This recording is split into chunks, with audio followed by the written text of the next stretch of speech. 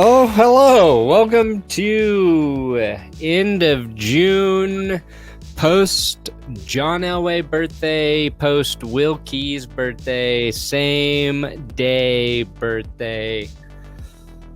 You're as close as I get to John Elway. Will.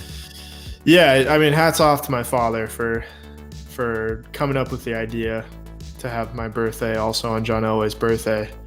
Yeah, that was smart. But also to execute it perfectly. Yeah, that's strategic timing. It really is. It really is. Some people say you can't plan stuff like that. I'm living proof that you can. How old are you now, Will? 25? 26. Ooh, 26. Yeah. The world officially no longer gives a fuck about you. That is pretty much the official age. Yeah. Yeah. You have nothing to be optimistic about until yeah. If this was like sports, this is the year I hit free agency. Yeah, if this is sports, free agency in life. Yeah, this is when you get paid. It's when you get that big second contract, or unless you're a running back, this is when your career is coming to an end. Yeah. Well, I don't know. Hopefully I have the longevity of like Vinny Testaverde, who we talked about in our 2007 video. We did. And that prompted me for an episode I haven't even told you about. Let's see here. What the hell are these? Oh, yeah. Crazy NFL records by the most random players. I like that. So I don't know if we can find enough for it, but Vinny Testaverde holds the record for most pass attempts in regulation with 69 passing attempts in a regulation game. Oh, okay. I was going to say you're wrong, but you're actually right. Do you know who has the most total? Oh man, I saw it on the list and I couldn't. I can tell you right now. Who is I've seen the game. It's Drew Bledsoe, 1994, in an overtime victory against the Minnesota Vikings through 70 passes. Yeah, damn. There's a video on YouTube with all 70 passes. It's pretty sweet. Oh, that's funny. They just gave up on running. There were some other records like youngest player with the perfect passer rating. Could you guess that guy? Youngest player with the perfect passer. Is it a quarterback or a player? It's a quarterback. Oh, okay. Because you could have like a running back throw a pass. Yeah, none of those dumbass caveats. Okay. I'm going to go with, just because he was really young, I want to say Sam Darnold with the Jets. Interesting guess. I think you're in the right ballpark, but it's actually Marcus Mariota. Oh, really? Yeah. Huh. 21 years old, 318 days, September 13th, 2015. Can I guess who he was against? Is it the Jaguars? I'm sure that info can be found. I don't have it in my notes over here. Probably Jacksonville. Let's go with that. The Jags are the Texans, one of those defenses. We need to have a trivia. I think the Texans defense in 2015 was good. What's that? I was saying, in 2015 they were good. Yeah. We need a trivia episode at some point. Oh, I was almost going to do that today. Fuck. Yeah, I forgot. I've got there's a book I have somewhere about 100 things Broncos fans should know before they die or something. And it's got a bunch of trivia, and I was just going to pull it because there's so little. If you get 100 out of 100, do you die on the spot? Yeah. Then your heart gives out. Just die. Cardiac arrest. Mm-hmm. There's nothing happening news-wise, but the Colorado Avalanche won the Stanley Cup. We're going to talk about that. I want to talk a little bit about Deshaun Watson before the punishment happens, because we haven't talked about that on this podcast for a little while. And then we're going to give our Broncos Mount Rushmore for quarterbacks, running backs, receivers, and tight ends, because basically, there was somebody tweeted a Broncos Mount Rushmore, and I quote tweeted it with the fourth person. That player should be Jake Plummer, and that tweet it did numbers. It got a lot of responses. A lot of people want Craig Morton in that final spot. Well, because they put Russell Wilson on there. Yeah. So, there's something to discuss there. But before we get into it, today's episode is sponsored by DraftKings Sportsbook. They have asked that I whisper their ads now because ASMR videos do much better. Just kidding, I'll stop now. The calf slicer, the Peruvian necktie. These are not sex positions. These are ways to come out on top in the octagon. They're fighting moves. And for UFC 276, you can get in on that action with DraftKings Sportsbook, an official sports betting partner of the UFC. New customers can bet $5 on any fighter to win and get $100 in free bets, win or lose. Whether it's Adesanya with a knockout kick. Oh, I should have looked up who these fighters are. Whether it's Adesanya with a knockout kick or a powerful punch from Cannonier, Cannonier, Cannonier. How would you say that fighter's name, Will? I think you said it perfectly. Cool. Whether it's Mike Tyson or George Foreman, bet on it with DraftKings Sportsbook. Buster Douglas. Buster Douglas, Sphinx, Butterbeam, Ronda Rousey. Some of these guys are fighters, some are boxers. You determine. Mm-hmm. Anyway, UFC 276 is this weekend. You can do same game parlays through DraftKings. You just got to download the DraftKings Sportsbook app now. Use code DNVR. Bet $5 on any UFC fighter to win and get $100 in free bets no matter what. That's code DNVR this Saturday at DraftKings Sportsbook, the official sports betting partner of the UFC. Minimum age and eligibility restrictions apply. Must be 21 or older. Colorado only. New customers only. $5 deposit. Minimum restrictions apply. DraftKings.com/sportsbook for details. Gambling problem? Call 1-800-522-4700. Okay, well. Did you watch the Colorado Avalanche win the Stanley Cup? Did I ever? We tried to watch them win it Wednesday. No, I watched the last 4 games. Yeah. Well, we watched them. They won Wednesday when we streamed, and then Friday they lost, and then Sunday would they win Sunday? Yeah, they won Sunday. Yeah, they lost Friday. Yeah. When they could have clinched it on the home ice. Then they went to Tampa Sunday, went down 1-0. Came back with 2 goals in the second period, hung on to win. Yeah. Now, here's what's weird. So Friday, before the game started, my gut said they were going to win that game. She's like, they're just going to do it. They're going to win it. They're too good. They got the loss out of their system. I was like, I'm going to stream the third period. As soon as I went to click to go live and stream it, I was like, I have a bad feeling about this. I was like, I feel like they're not going to win this game. And then they lost. And then Sunday, I was at my parents' house. We were celebrating my dad's birthday. And I tweeted, maybe it's the booze talking, but I feel very optimistic about this game. And then, of course, Tampa hit they scored first, and I said it was like 100% the booze talking. But I felt good about that game, even when they were down. It just seemed like regardless of what was going to happen, that team was going to figure out a way to beat Tampa. And I think that,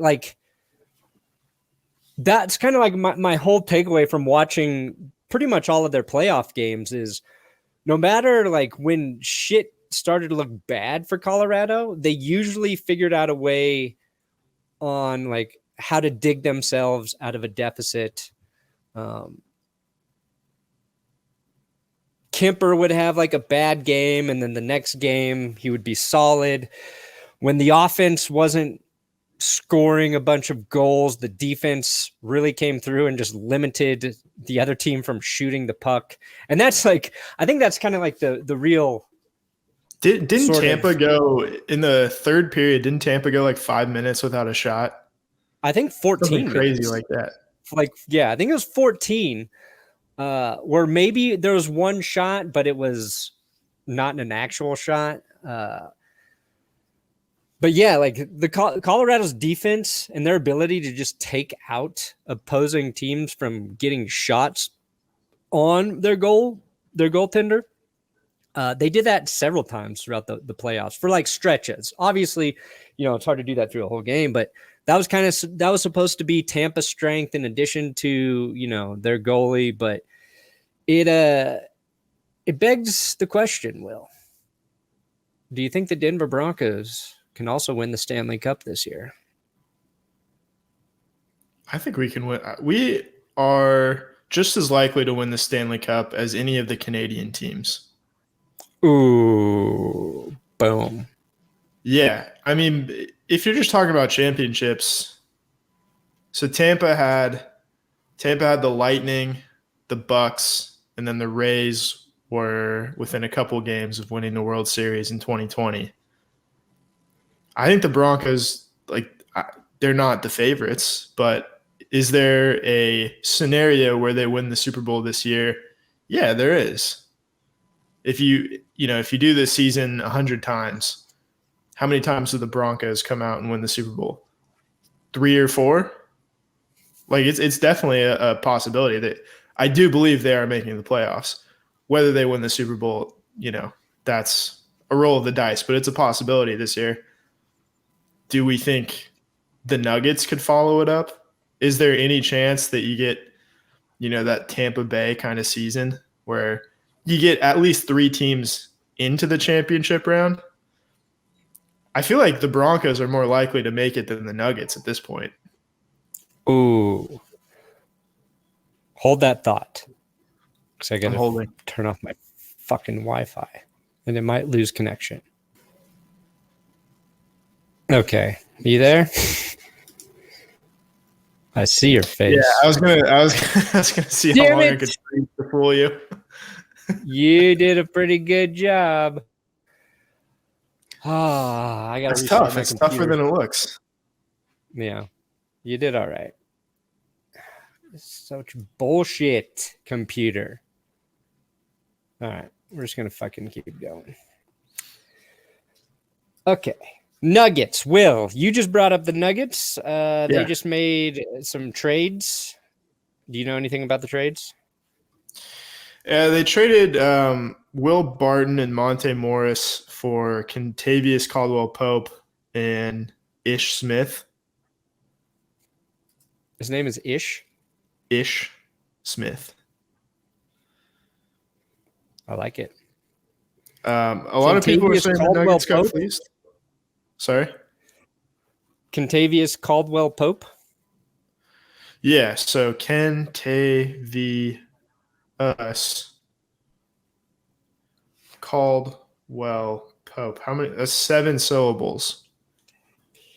Can you name a player with more syllables in their name, but no Samoan players? No. I don't think so. No, you're right. I think he's the most polysyllabic player in sports. Possibly. Is Caldwell-Pope good? Because I'm getting mixed signals on social media about whether or not this was a good trade for the Nuggets. Well, I think this is one of those trades where they needed to get rid of Will Barton, or Will Barton needed a fresh start somewhere. And it's kind of one of those things where if you get guys who have proven, some level of production in a setting, but they're just not in the right place. And it's one of those swaps where you give each guy a refresh and maybe both teams can win the trade. That's my take. Fair enough. Yeah. Because it isn't Caldwell Pope supposed to bring more of he's got solid defense and can shoot the three. Is that the takeaway? Yeah, the Nuggets want to double down on defense, and they definitely need help beyond the arc. So, how many comments my take? Stick to football. Yeah, you don't know shit, idiot. Why are you so stupid? Right. Why are you so stupid, Perna? God, I fucking hate you. Why are you so stupid? Now I'm going to continue to watch the next 20 minutes of this podcast. Just know I hate you. It's so great when you do videos or podcasts because no one is quicker to spell check or just generally fact correct quicker than YouTube commenters. They're just so on top of it. Like I like when they're so wrong too half the time. Well, I made one mistake in the 2007 video, and one guy was just on top of it within like 10 minutes. Oh, what was the mistake? I said it was Mike McCarthy's first year in 2007. That's what I said. It was actually his second year. Oh. So wow. We need to delete the video, start from scratch, and then post again in 3 weeks. Yeah. I bet I could cut that part out. Fuck that guy. I think we should just ban him for ever disagreeing with me. I think what we need to do, aside from that, is we need to go into Mike McCarthy's Wikipedia page, edit it so his first year was 2007, and then link it in the comments to that guy saying, hey, idiot, who's right now? I like that. That's a good idea. Also, honestly, when you get something wrong and a bunch of people start talking about it, it helps the video. Does it? Yeah. All right. Well, that might be a strategy later on. Yeah, just get everything wrong, including the game scores and who won and lost. Awesome. Yeah. Well, in what video did I do yesterday? Oh yeah, the Julian Edelman one where he was reading the Martellus Bennett quote about Jimmy Garoppolo, and we talked about Jimmy Garoppolo had thumb surgery after the season, and some dude was like, it was shoulder surgery, bruh. It's like he had both, bruh. He had thumb surgery and then eventually shoulder surgery. So we're wrong now because we only mentioned one of the surgeries? When the point that we were trying to make is that he's playing through the same injury as Jacoby Brissett. And it was so good. It was a good catch by you because in that quote, Edelman's like, you can't play through that injury. Yeah, and then you can actually. When they're crapping on Jimmy Garoppolo, he literally went out and played through that injury. And also won 2 games in the playoffs with it. Yeah. And also the non-throwing shoulder injury Garoppolo had. I think Baker Mayfield is a good example of how even though it's not your throwing shoulder, it can really affect the way you play quarterback. Yeah. So maybe that was the call Jimmy G made back in, 20. I think, technically they're both throwing shoulders. I don't know any quarterback that throws with just one shoulder. Yeah, that's true. You kind of need both of them. Yeah. I think Julian Edelman should pay more attention to how quarterbacks throw the ball. Yeah. And Edelman was pretty fair about everything except for I felt like he should have defended Garoppolo a little bit, but it's not surprising considering Brady's like one of his best friends, and I'm sure Brady hates Garoppolo. Mm-hmm. But like, give the dude a little bit of credit, just somewhere. It just feels like you just don't like him. Like, be honest, you just don't like him, and so you're gonna pick one thing to call him out for. Yeah. Well, Brandon Marshall handed him the quote to read, so it's not like he went in there prepared to talk about it. He was just like, yeah, I was mad at him too. Okay. He was probably concussed that season. He didn't remember. Yeah, his PEDs probably messed with his memory. That's true. Boom. I actually walked away from. I watched a lot of that, liking Edelman more than I had before. So I really despised him as a player. I hated him as a player, and he's a lot more relaxed off the field. Yeah. No, I feel like I could have some beers with him. And then Brandon Marshall just talking about how handsome he was. I was like, that's my guy. That's my guy, Brandon Marshall. All the other dudes in the room are like, whoa, no, man. That's a good reminder, Brandon Marshall. I have to make some adjustments. Did you start that script? No, for this podcast.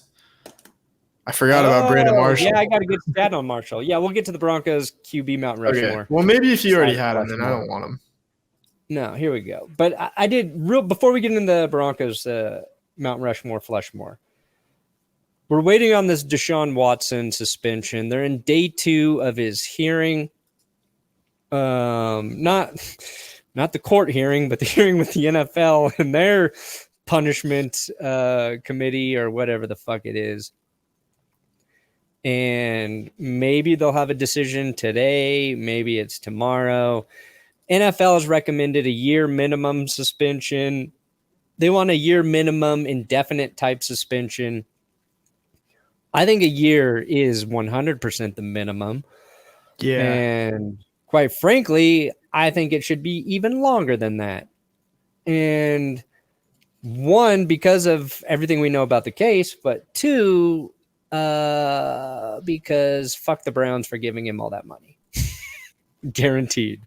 And I want the suspension to actually affect his money. And knowing they protected this year, I hope it lasts longer than 1 year. And I hope the Browns go crawling back to Baker Mayfield, offer him even more money, and that he plays for Cleveland this year. If Baker plays for Cleveland this year, it will be so much fun. And I hope he is great.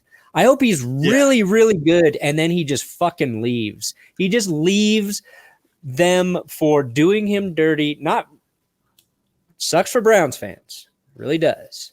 But I hope he balls his brains out and then just leaves. Seriously, that's not unreasonable that he gets healthy and plays really, really well. Yeah. I don't know if he's like a Pro Bowler in the AFC because the AFC is stacked, but if he led the Browns back to the playoffs, would be sick. How could you that? Okay, so that's the thing is like the Browns clearly anticipated a year-long suspension. Yeah. Because of how they worked the contract. Right. Were they just like, what was their plan this year? Just suck? Is Deshaun Watson worth sucking for a year? Is he like, are they literally tanking for a free agent? Yeah. That's kind of what happened. Yeah. It's like, oh, they'll get a great draft pick and they don't have to use it on a quarterback, so they can take the best player available to address, was it offensive line maybe or a defensive player? It is a weird move. I mean, you know who has to be rooting like on multiple fronts for this Deshaun Watson suspension for a year, which it's going to be, but maybe longer, is Texans fans. Because the longer they go without Watson and possibly Mayfield, they're going to suck. The Texans are going to get back a really, really high draft pick in that case. They could be talking about like multiple Cleveland top 10 wouldn't even picks. be able to use if they did suck, they would it wouldn't benefit them for the first round. I don't think it would benefit them until year 3, right? If not longer. Yeah, I mean they would get 3 first-round picks.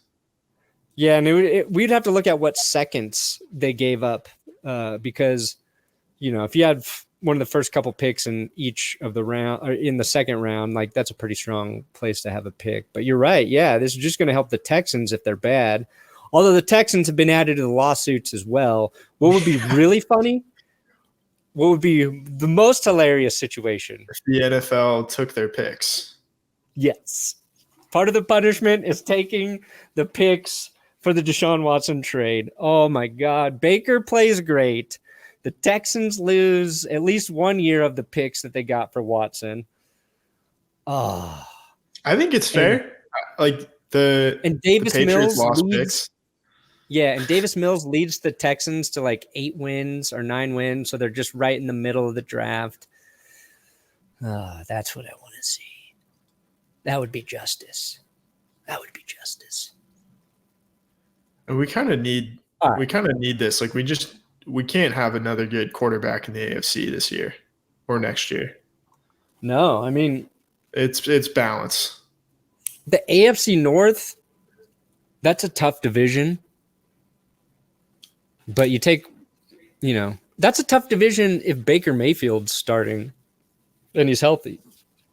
Because the Browns have a pretty solid team. They do. Like Kareem Hunt's going to be healthy. They got Chubb.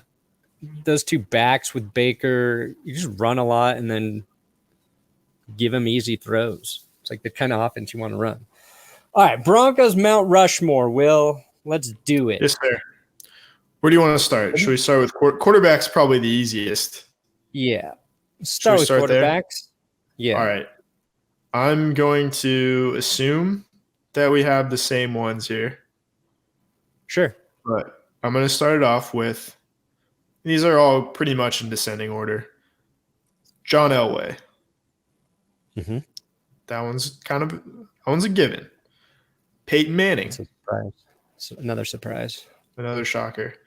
Here's where we get a little, this one's up for debate, these last two spots. Are they, though? Yeah, I think so. Maybe. Okay. Depends on how you define a Broncos quarterback. Jake Plummer, number 3. I think he had like a 39-15 regular season record in 4 years.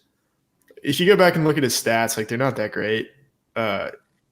He threw a lot of interceptions his first few years.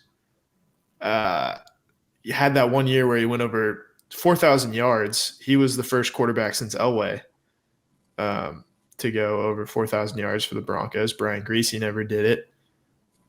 And he made a Pro Bowl, too, in 2005. Leading the team to a 13-3 record and won a playoff game. Outdueled Tom Brady in the playoffs. He and Peyton Manning both did it. And he's our friend. He's a ride and die with quarterback. And just to stylistically, cool quarterback to watch. Very cool. Lightning quick release. A scrambler. He was kind of I want to say he had a little bit of he's like a more slippery Fitzpatrick in a lot of ways. Yeah, that's a good comparison. I'm trying to think who to compare him to in today's NFL. Did Fitzpatrick get slipperier as he got older? I think so. I think he stopped caring about his body the older he got. Yeah, because didn't he lead the Dolphins in rushing? He did, yeah. That's true. In at 2019, 36 or some shit. That might have to be on our video about incredible stats from random players. Oh yeah, that's a solid one. I'm writing that down. Yeah. So Jake Plummer is just a lot of fun to watch. He flipped off the fans, and the fans had it coming. Let's be honest. They made the playoffs every year that he was a full-time starter. Probably would have made the playoffs, I think, had he remained the starter in 2006. Yeah. Jake Plummer's a lot of fun to watch. His greatest strength was, I think, leadership, and guys wanted to play for him. You know what I mean? The team rallied around Jake Plummer. They would live with his mistakes because they knew, the next series he was going to go out there and try and rectify it or put everything on the line to, negate any mistakes he did make. So I think I 100% agree with Plummer on the list. And the final QB, who do you have? I got the original number 7, Craig Morton, who led the team to their first Super Bowl appearance. 1977. Didn't play very well once he got there. 4 interceptions. He got them there. Ran into his old team, the Dallas Cowboys, who had one of the best defenses in NFL history at that point. But you can't really you can't understate like what he meant to that team at that point, because they were a loser franchise and he gave them stability at that position. He was a free agent. I think he was either a free agent or they traded to get him from Dallas, because he was flip-flopping with Roger Staubach early in his career.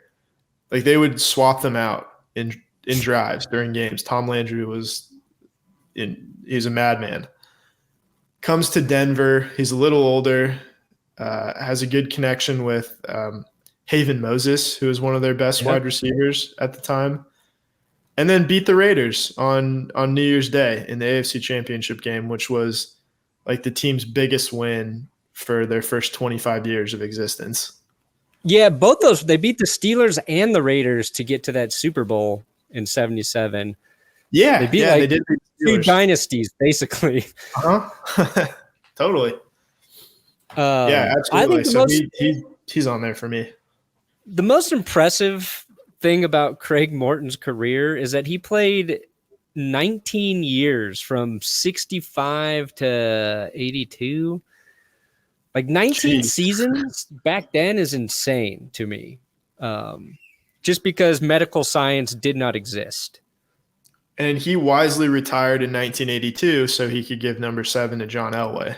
Exactly. Played it perfectly. Exactly.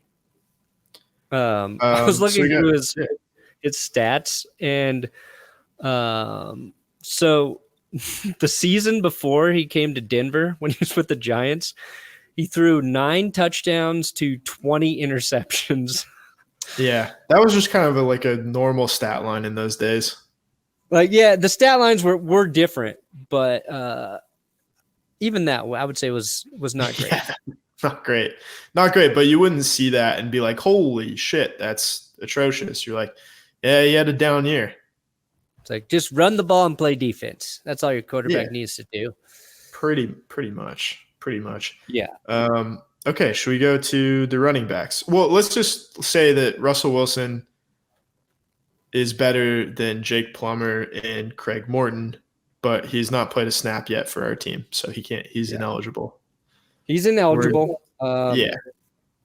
He might be able to go on there after 1 year. That's how good we think Russell Wilson can be. He might. Do not tell me Tim Tebow should be on there. Please. Just don't. Tebow is not on the Mount Rushmore, but he's I'm trying to think. He gets his own separate monument. He gets a plaque. He just gets his own church. He gets his own church. Yeah. I like that. Let's do running back. Yeah. What are you looking at? Hold on. I was looking up something, and was it about completion percentages? What the fuck was this for? But Tebow had a completion percentage of 47. Yeah, it wasn't good. And I was looking, it was a reference to something. What the hell? What's 46.5? I definitely started a script about it somewhere. Damn, what script is that? Oh, well. Yeah, 46.5 that 2011 season, which is just crazy. Okay, we can move on to wide receivers. Huh? Is that what you're saying? Do you want to do wide receivers or running backs? I had running backs next. All right, let's do running backs. Let's do it. Okay, so this one, like Elway, is pretty obvious. Terrell Davis is the George Washington on this particular Mount Rushmore. Yeah. Don't need to say anything other that you don't already know. 2,000 yards, blah, blah, blah, Hall of Famer. Okay, so the next one up is another Hall of Famer, Floyd Little, passed away recently. He was actually the first-round pick to sign with Denver. Oh. So before Floyd Little, they were just drafting guys and saying, please play for us. And they're like, no thanks. Not happening. No, thank you. We're going to the NFL. Because I think they were still in the AFL up until that point, until the merger in 1970. Like guys like Merlin Olsen, the Broncos drafted him.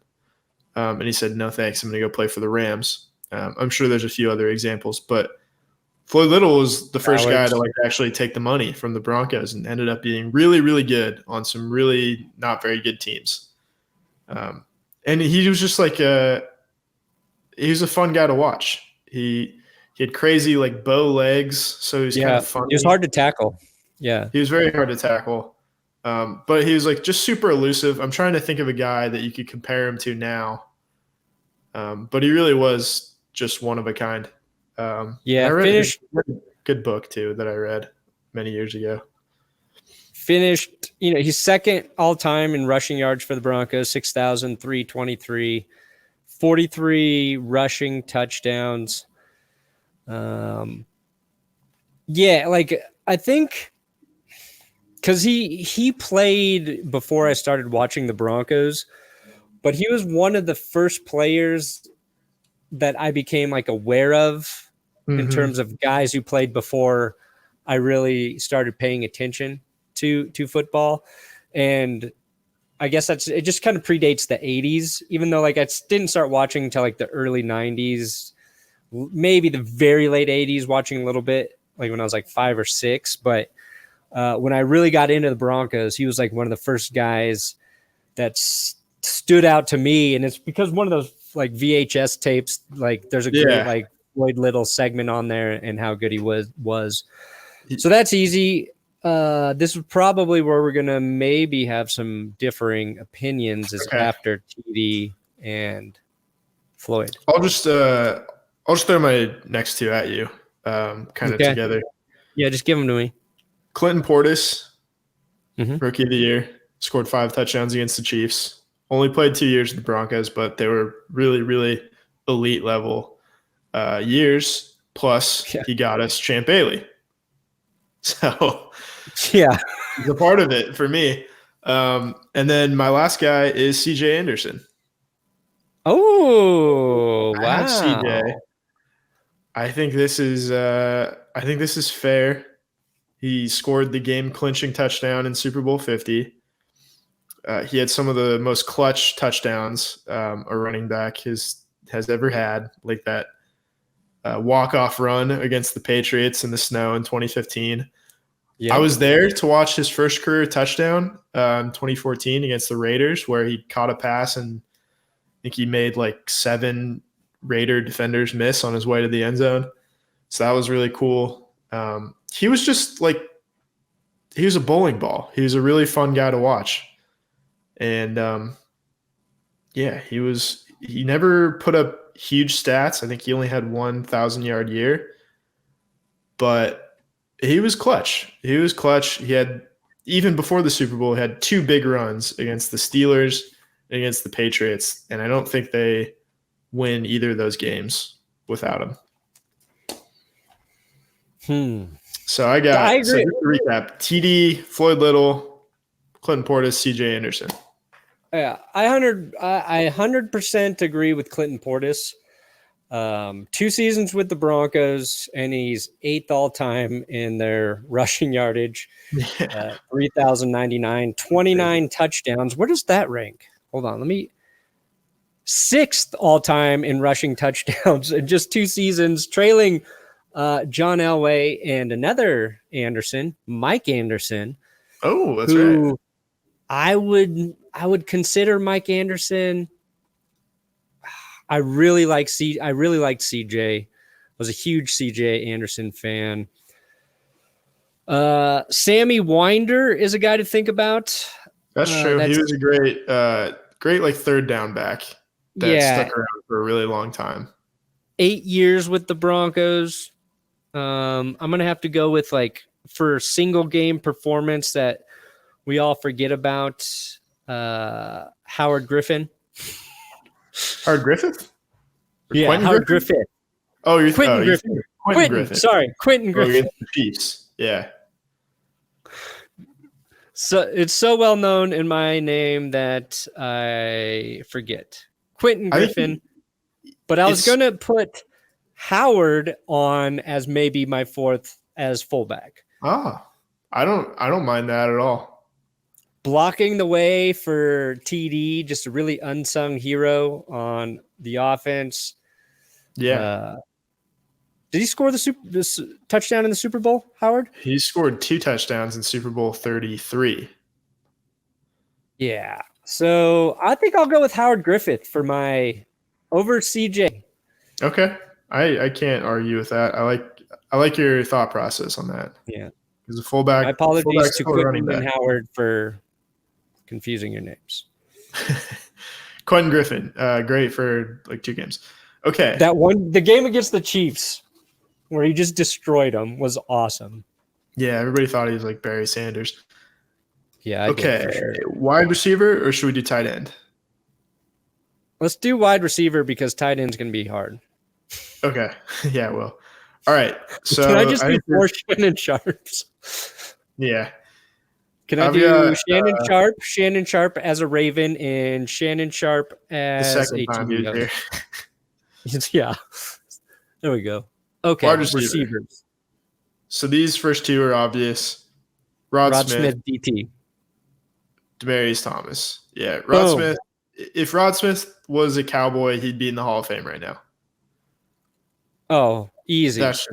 Or if he was a Steeler, he'd be in the Hall of Fame.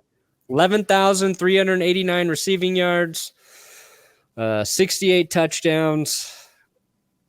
And really, like, he didn't play all that much because he wasn't a starter until 1997.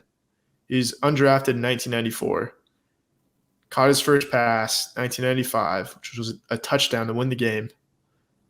Oh yeah. Didn't start until 97 and then played his last game in 2006. So only his like career was really just 10 seasons. Yeah. And put up really great numbers. Only 2 of them with Elway. So if you can't call him a product of a Hall of Fame quarterback. If he got to play longer with Elway, I think his numbers would be more impressive. Yeah. So Demaryius Thomas too, like the stats, the peak. His 2014 season where he had 1,600 yards and double-digit touchdowns, 100 catches, the best season any Broncos wide receivers ever had, statistically. Was great from the time he got healthy in 2011 up to the end of the 2016 season, like just a dominant wide receiver all around, fast, slippery, like tough, great jump ball, red zone guy. He was awesome. Dude, like DT's jump ball ability and ability to turn a bubble screen into a home run ball. It's just that's freakish athletic skill. I think he, in terms of acceleration, like the top speed, once he got like 5 yards, a little bit of a runway, like he had speed that was like different than Tyreek Hill, because Tyreek Hill, faster, but even if you got a clear shot at DT, he's so much bigger. Yeah. He was like a locomotive basically on those screen passes. So those are the 2 obvious ones. Third is actually semi-obvious. Ed McCaffrey. Okay. He played with the Broncos from 1995 to 2003, I believe. he was just solid, reliable. He had that incredible block that cleared the way for Howard Griffith in Super Bowl 32. He and Rod Smith both had 100 catch seasons. I think in 2000 it was. He was just he paved the way for Eric. Yeah, did they do that with Greasy? Yeah, I think they did it with Greasy. Yeah, that's probably that's Gus impressive Frerotte or someone like that. Just extremely tough over the middle. All the things you can say about a white guy, he was the embodiment of that player. High motor. Super high motor. And that was we didn't draft him either. That was his third team. He was drafted by the Giants, won a Super Bowl as the fifth guy on the 49ers, and then finally got to Denver as totally an afterthought and took off. So I originally had Rick Upchurch as the fourth wide receiver because he had 8 career return touchdowns, which is pretty good. Plus, that's impressive. Receiving touchdowns. He's one of the better returners in the first few decades of NFL history, really. And he dated Condoleezza Rice, who was almost the head coach of the Cleveland Browns. But I think in terms of pure receiving production, hard to go away from Brandon Marshall. Yeah. He had 3 incredible seasons. That's what's crazy. 3 seasons, 14th for the Broncos in yards. You had 25 touchdowns in that time. That's 13th. Oh man, because we've been talking about doing a Brandon Marshall video, so I've kind of looked at some of his games and some of his stats, and a lot of his crazy production too came, with the Bears, and then his best season with Fitzmagic. But he's a guy who just never had that QB for a majority of his career. And had he, even if him and Cutler got to play maybe a little longer together, he could really put up some just insane numbers. But doesn't he still have the record for most catches in a game? Yeah, I think he had 22 against the Colts back in 2009. Yeah, they lost, right? But he just was dominant. He was the offense, for a stretch there. When things got bad with McDaniels, Kyle Orton was I'm throwing it to Brandon Marshall, and it's coming, but he's still going to catch it. He was baby T.O., they called him, but he was bigger than T.O. And some of those catch and runs where he would break 4 or 5 tackles in one play. Yeah. He'd juke a guy, then he'd spin past a guy, and he'd just bulldoze a guy. I'm thinking of I think it was his second career touchdown in 2006 against the Seahawks. They're driving, and Cutler just throws a hitch route, and then Brandon Marshall breaks 3 tackles and runs 60 yards for a touchdown. Yeah. He was just a monster after the catch. He was a monster, and then even Brandon Lloyd had some of the most impressive catches I've seen as a Bronco, and he was doing that with Kyle Orton and Tebow. Yeah. Man, number 4 is hard because you got the 3 amigos too. Yeah, you've got growing up, I loved Vance Johnson and Mark Jackson. They're 2 of my favorite receivers. Could we just put the 3 amigos as the 4th head? That's fine. 3-headed dog. I also want to shout out a couple guys too. Decker, Big Dick Decker, Emmanuel Sanders. Decker was great. So was Haven Moses, Taylor. We talked about. I was gonna say Lionel Taylor. Lionel Taylor played 7 years with Denver and was a 3-time All-Pro. Yeah. He was putting up 1,000-yard seasons in the 60s, which the AFL like to throw a lot, but that's pretty impressive for 12 games or 14 games. Yeah, no, it's incredibly impressive. There's a what if scenario for me too. And that's what if Eddie Royal stayed with the Broncos?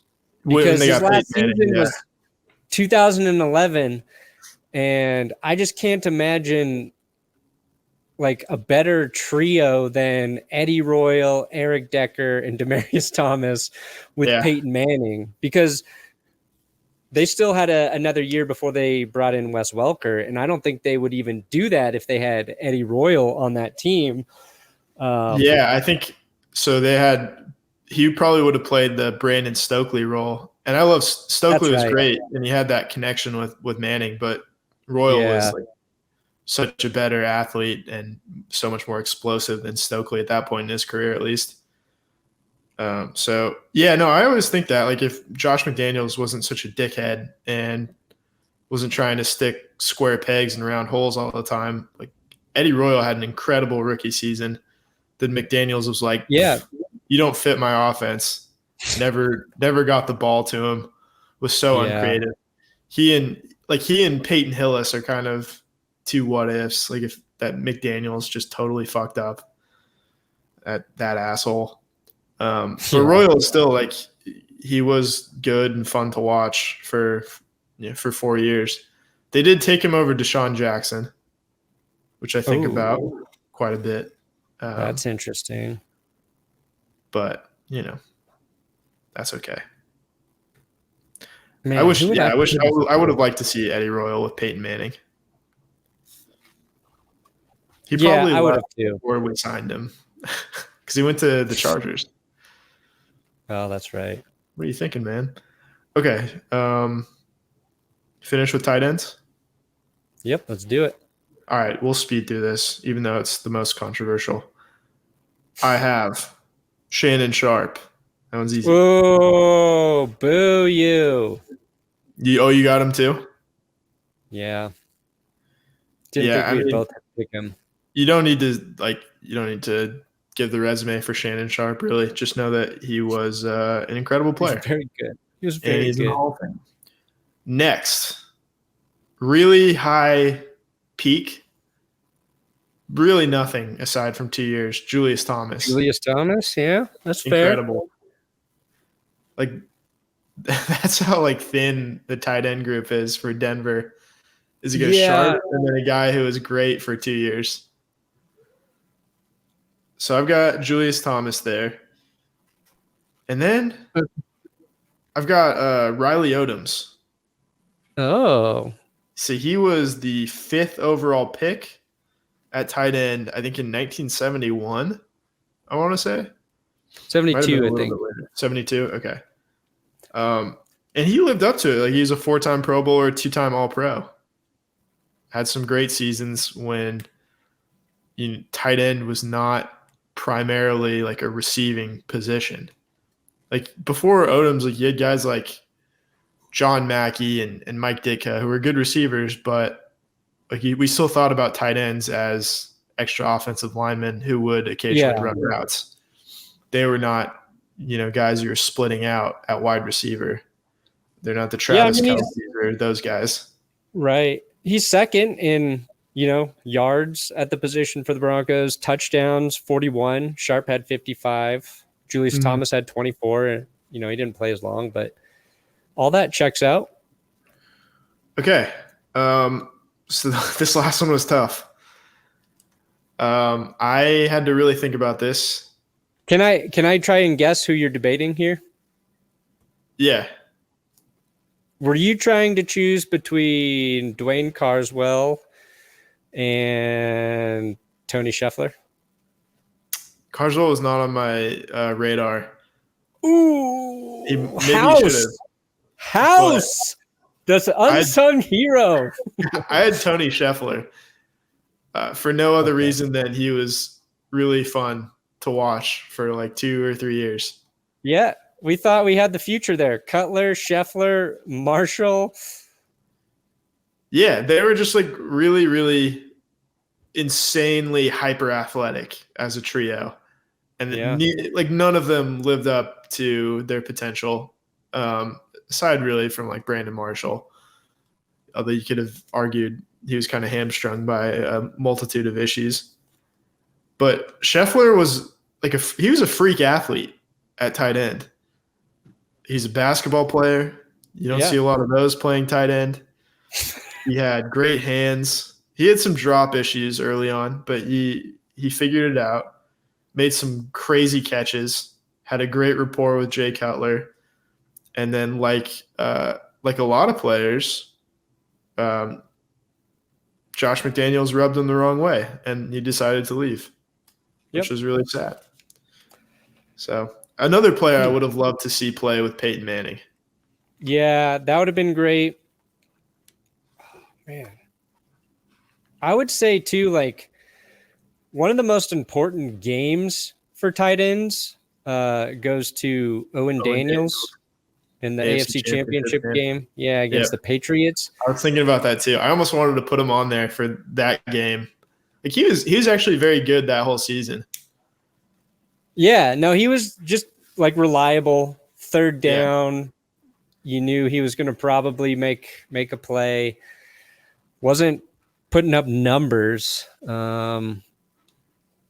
Can we give a shout out to Emmanuel Sanders at wide receiver? Yeah. I think I tried to say that, but I stopped. That was kind of – I don't think he's on the Mount Rushmore necessarily. But I don't know. You could argue that he's more deserving than Brandon Marshall just because he did it for longer and showed up in important games. Yeah, no, he was tough. That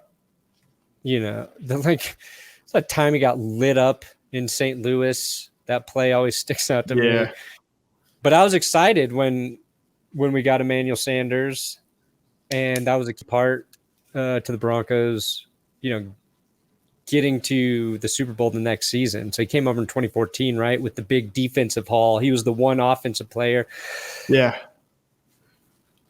I think I'll put Dwayne Carswell as my fourth tight end. I like it. And he was such a good blocking tight end that they moved him to tackle. Yeah. That's what I like about Dwayne. Pretty crazy. He's going to play tackle now. I mean, you could throw in like Nate Jackson in there because they made him play tight end. They made him eat all this food so he could be tight end, and it didn't work out. But yeah, tight end's tough because the Broncos haven't had many prolific like tight ends. No, and I'm sure you could get seasons, but I'm sure that's a position where that's just a little bit vacant for a lot of teams, where you have one or two great tight ends. Like just think about like the AFC West, Tony Gonzalez and Kelsey for the Chiefs. Yeah. Gates and Kellen Winslow for the Chargers. Raiders. Who's the Raiders' best tight end? Probably Dave Casper. Oh.